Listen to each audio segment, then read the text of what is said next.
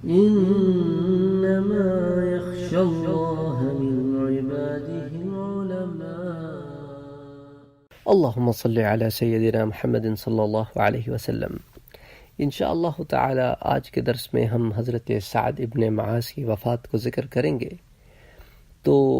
کافی details سیرت کی کتابوں میں آتی ہیں، جیسا کہ میں آپ سے پہلے بھی ذکر کر چکا ہوں کہ ہم کئی سیرت کی کتابوں سے ان واقعات کو جمع کرتے ہیں،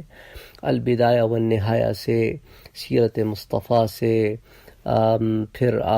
سیرت حلبیہ سے، اور خصائص الکبریٰ سے، اور پھر دلائل النبوہ سے، تاریخ طبری سے، اور ضیاء النبی سے، اور کئی کتب حدیث ہیں، سیرت محمدی ہے، اور کئی کتب حدیث ہیں، کئی جو ہے وہ کئی سیرت کی کتابیں ہیں، اور پھر تفاسیر ہیں. پھر ان تمام چیزوں کو جمع کر کے پھر اس واقعے کو تشکیل دیتے ہیں تاکہ بات آسان ہو جائے اور آپ کو کئی کتابیں نہ دیکھنی پڑیں. تو حضرت سعد ابن معاذ کی جو وفات ہے اس کے ضمن میں علماء کرام نے جو ڈیٹیلز لکھی ہیں وہ کچھ اس طرح آتی ہیں کہ غزوہ احزاب کے دوران حضرت سعد ابن معاذ کے ہاتھ میں زخم آیا تھا. یہ تو ہم پہلے پڑھ چکے ہیں. اور پھر اس زخمی حالت میں انہیں مسجد النبوی کے قریب ہی ایک خیمے میں رکھا گیا تھا، اس عورت کے جو علاج کیا کرتی تھی ان لوگوں کا جن کی دیکھ ریکھ کرنے کے لیے ان کے گھر میں کوئی موجود نہ ہو. حضرت سعد ابن معاذ کو مسجد النبوی کے قریب اس خیمے میں رکھا گیا تاکہ حضور بھی ان کو دیکھ سکیں، اور پھر جو ہے ان کی آرام سے نگہداشت ہو سکے. اور پھر ابھی جنگ تو چل ہی رہی تھی، بنو قریظہ کا معاملہ تو ابھی حل ہوا نہیں تھا. تو ان کو اس ضمن میں جو زخم آیا تھا وہ اب خراب ہونے اور بڑھنے لگا تھا، اس میں سے خون جاری ہو گیا. حضور کو پتہ نہیں تھا کہ ان کے زخم سے خون بہہ رہا ہے. آپ نے اسی حالت میں ان کو سینے سے لگایا اور خون آپ کے اوپر بھی لگ گیا. غرض آخر ایک روز اسی زخم کی بنا پر حضرت سعد ابن معاذ رضی اللہ تعالی عنہ کی وفات ہو گئی. یہاں تک کہ ان کی لاش کو حضرت رفیدہ کے خیمے سے ان کے مکان پر پہنچا دیا گیا، جبکہ حضور کو اب تک وفات کا بھی علم نہیں تھا.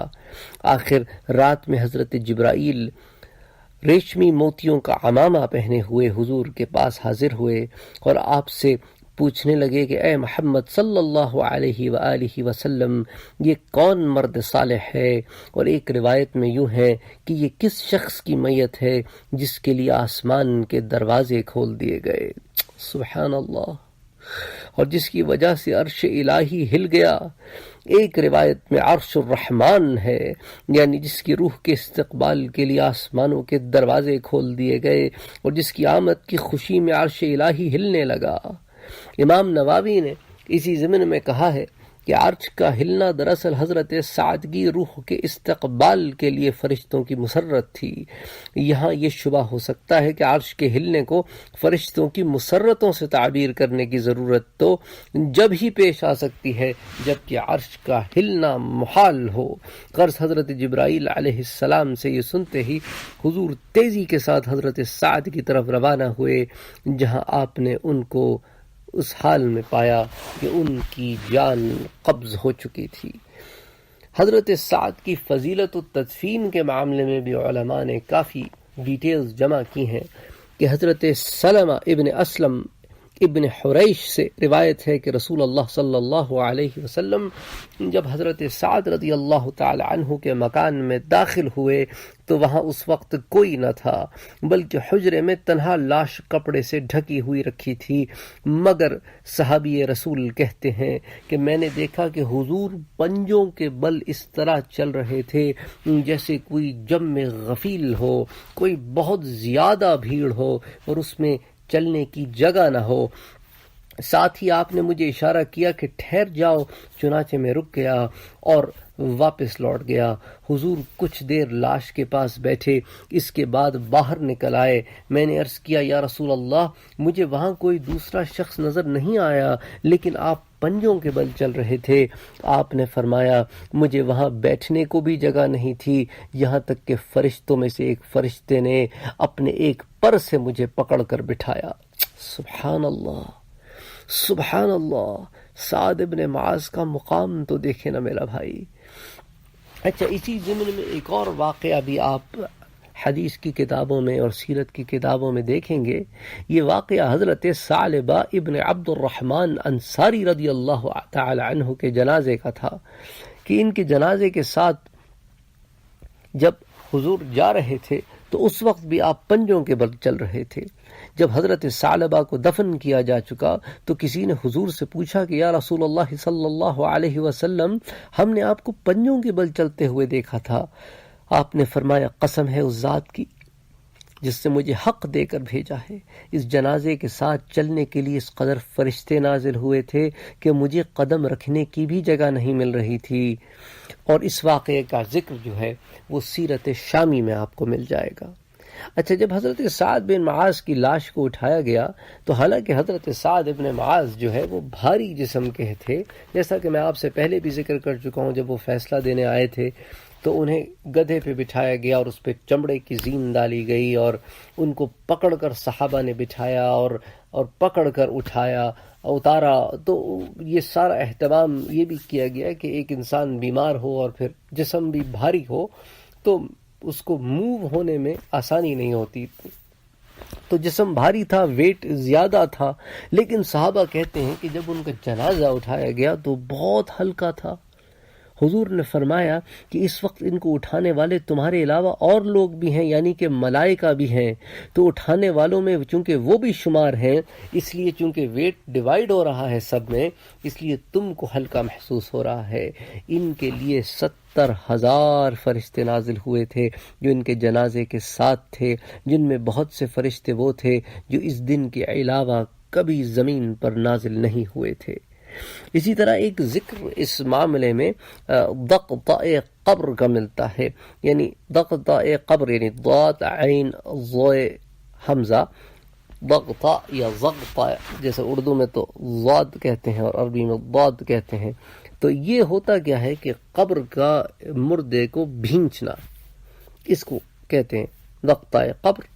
تو حضرت ابو سعید خدری رضی اللہ تعالی عنہ سے روایت ہے کہ سعد کی قبر کھودنے والوں میں میں بھی شریک تھا۔ ہم جب بھی قبر کی مٹی کھود کر ہٹاتے تو ہمیں مشک کی سی خوشبو آتی۔ سبحان اللہ۔ ایک حدیث میں آتا ہے کہ اگر کسی شخص کو قبر کے بھینچنے سے نجات اور چھٹکارا ہوتا تو وہ سعد کو ہوتا کہ ان کو ایک ہی بار قبر نے بھینچا اور اللہ نے انہیں چھٹکارا دلا دیا۔ حضرت جابر ابن عبداللہ سے روایت ہے کہ جب سعد کو دفن کر دیا گیا اور ہم رسول اللہ کے ساتھ تھے تو آپ نے تسبیحات پڑھیں اور آپ کے ساتھ سب لوگوں نے پڑھیں۔ پھر آپ نے اللہ اکبر فرمایا تو سب لوگوں نے آپ کے ساتھ اللہ اکبر فرمایا۔ اس کے بعد لوگوں نے آپ سے پوچھا کہ یا رسول اللہ، آپ نے تسبیح کیوں پڑھی اور تکبیر کیوں کہی؟ آپ نے فرمایا کہ اس نیک بندے کو اس کی قبر نے بہت زور سے بھینچنا شروع کیا تھا، یہاں تک کہ اللہ نے انہیں اس سے چھٹکارا عنایت فرما دیا۔ یہ جو ضغطہ قبر کا معاملہ ہے یہ صالحین کے ساتھ بھی ہے، لیکن اس سے انبیاء کرام استثناء ہیں۔ تو نبیوں پر زمین کو یہ حق حاصل نہیں کہ ان کے ساتھ یہ معاملہ کرے، اور یہی بات علامہ قرطبی کی کتاب تذکرہ میں بھی ہے کہ البتہ انبیاء کے علاوہ صرف ایک عورت ہے، فاطمہ بنت اسد، یہ حضرت علی رضی اللہ تعالی عنہ کی والدہ ہیں، حضور کی چچی ہیں، اور اس کی وجہ یہ ہے کہ میں آپ سے پہلے بھی اس ضمن میں ذکر کر چکا ہوں کہ جب ان کا انتقال ہوا تو اللہ کے رسول صلی اللہ علیہ وآلہ وسلم ان کی قبر میں پہلے خود لیٹے تھے، اور تاکہ ان کی قبر کو اللہ سبحانہ وتعالی کشادہ کریں اور انہیں اس معاملے میں آسانی دیں، تو جس کی برکت کی وجہ سے حضرت فاطمہ بنت اسد رضی اللہ تعالی عنہ کے ساتھ یہ معاملہ نہیں پیش آیا۔ تو انبیاء کرام جو ہیں، تمام انبیاء کرام جو ہیں وہ ضغطہ قبر کے یعنی قبر کے بھینچنے سے محفوظ رہیں گے، اور یہی حال تمام انبیاء اور پیغمبروں کا ہے۔ لیکن ان حضرات کے سوا کوئی نیک اور صالح آدمی بھی اس سے محفوظ نہیں ہے۔ اچھا، اس ضمن میں ایک اور اشکال ذرا دور کر دوں کہ اگر ذہن میں کوئی سوال لاتا ہے تو پھر یہ حدیث کی روشنی میں دیکھیں گے ان تمام معاملات کو۔ حضرت عائشہ رضی اللہ تعالی عنہا کی ایک حدیث ہے کہ انہوں نے حضور سے عرض کیا کہ یا رسول اللہ، جب سے مجھے قبر کے بھینچنے کا پتہ چلا ہے، آپ نے ذکر کیا ہے، میں یہ بات پوری طرح سمجھ نہیں پائی۔ تو آپ نے فرمایا عائشہ، مومن کے لیے قبر کے بھینچنے کی ایسی کیفیت ہوگی جیسے ایک شفیق ماں اپنے بچے کے سر کو اپنے ہاتھوں سے دباتی ہے جو سر کے درد کی شکایت کر رہا ہو، اور منکر نکیر کی ضرب ایسی ہوگی جیسے آنکھ میں سرما لگا دیا جائے، مگر اے عائشہ، فریاد کرنے والے مشرکوں پر افسوس ہے کہ ان لوگوں کو قبر میں اس طرح بھینچا جائے گا جیسے پتھروں میں کچلا جاتا ہے۔ اللہ اکبر۔ اللہ سبحانہ و تعالی قبر کے بھینچنے سے محفوظ رکھے، اور اللہ تعالی ایمان پر خاتمہ کرے، اور اللہ سبحانہ و تعالی ہر حال میں ہمیں اپنے رحم و کرم میں رکھے، آمین ثم آمین۔ اب اس روایت کو میں آپ سے ان دروس میں بھی ذکر کر چکا ہوں جس میں نے قبر کی کیفیات اور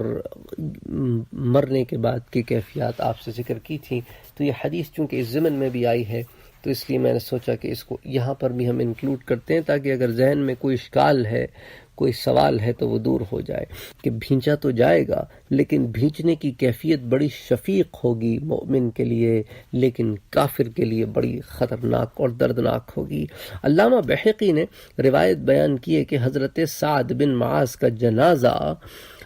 2 ڈنڈوں کے بیچ میں رکھ کر اٹھایا گیا۔ اس سے ہمارے شافعی علماء نے ایک مسئلہ نکالا ہے کہ جنازے کو 4 پائی پر اٹھانے کے مقابلے میں یہ زیادہ افضل ہے، جس کا لوگوں میں اب رواج ہو گیا ہے۔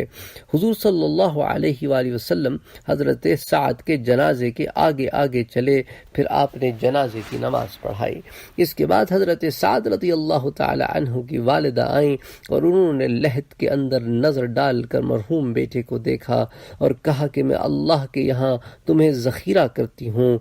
حضور حضرت سعد کی میت کے پینتوں پر کھڑے تھے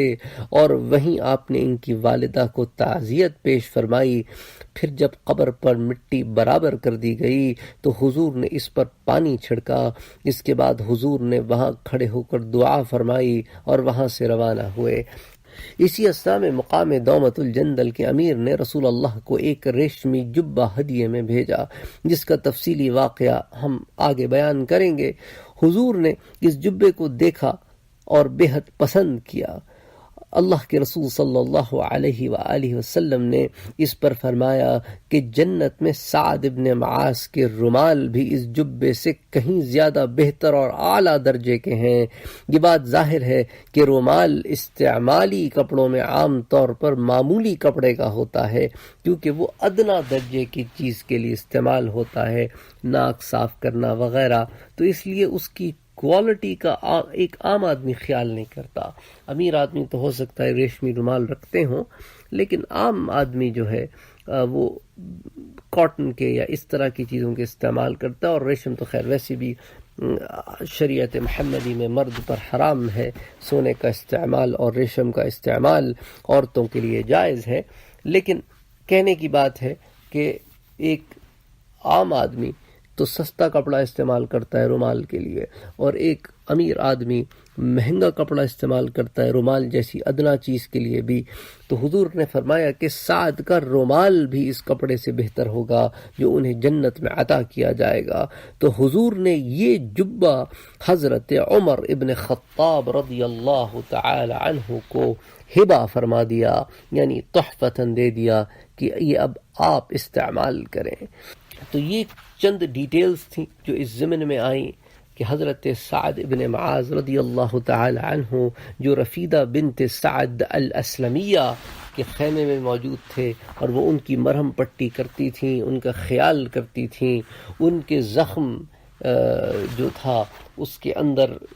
جو ہے وہ خون رک نہیں رہا تھا اور خون بڑھ گیا تھا اور خون بہتا گیا، جس کی وجہ سے زخم بگڑ گیا، اور اس حال میں ان کی شہادت ہوئی، اور پھر ان کے میت کو ان کے گھر پہنچا دیا گیا، اور اللہ سبحانہ و تعالی نے جبریل کو حضور کے پاس بھیجا، جس نے حضرت سعد رضی اللہ تعالی عنہ کی شان بیان کی، اور پھر حضور ان کے گھر تشریف لے گئے تو عالم یہ تھا کہ چپے چپے پہ ملائکہ تھے، اور جب ان کی قبر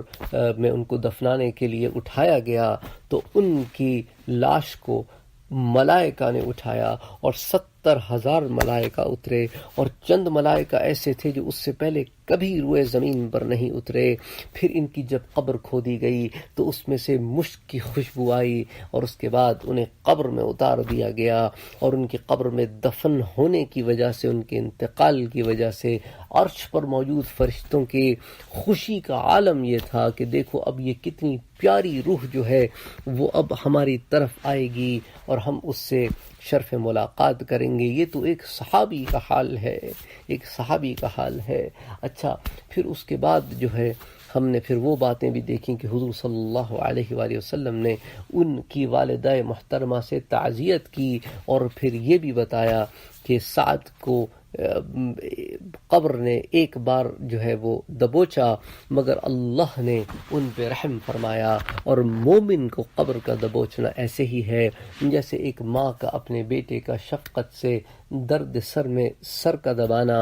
اور منکر نکیر کا عمل ایسی ہی ہے جیسے آنکھوں میں سرما لگانا۔ لیکن جو مشرکین ہیں، جو کفار ہیں، ان پر یہ وقت بڑا ہی کٹھن ہوگا، بڑا ہی کٹھن ہوگا۔ اچھا، حضرت سعد کی والدہ جب اپنے شیر دل بیٹے کی تدفین کو دیکھنے کے لیے آئیں، اور جب یہ منظر دیکھا تو ان کے زبان سے یہ بات نکل گئی کہ احتسبک عند اللہ، اے میرے نور نظر، تیری جدائی کے اس صدمے پر صبر کر کے میں اللہ تعالی سے ثواب کی امید کرتی ہوں، اور تجھے اس رب کے سپرد کرتی ہوں، اس رب کے حوالے کرتی ہوں۔ حضور صلی اللہ علیہ وآلہ وسلم نے ان کو دلاسا دیا، ان کی دلجوئی فرمائی، اور مٹی ڈال کر قبر ہموار کر دی گئی تو اس پر پانی چھڑکا گیا۔ حضور نے ان کے مزار پر کھڑے ہو کر ان کے لیے دعا فرمائی، اور یہ ساری ڈیٹیل امتاع الاسماع میں بھی موجود ہے، اور ضیاء النبی میں بھی موجود ہے، اور کئی اور کتب سیر میں بھی موجود ہے۔ تو کفار کا جو لشکر تھا جب وہ مدینے سے واپس چلا گیا، اس کے 25 روز کے بعد حضرت سعد بن معاذ کی وفات ہوئی۔ تو بنی قریظہ کا جو محاصرہ تھا وہ جب اختتام پذیر ہوا، اس کو کوئی 3 ہفتے کے قریب کا محاصرہ تھا، اس کے بعد حضرت سعد نے فیصلہ کیا، اور فیصلے کے چند دنوں کے بعد ہی ان کا انتقال ہو گیا۔ وفوق كل ذي علم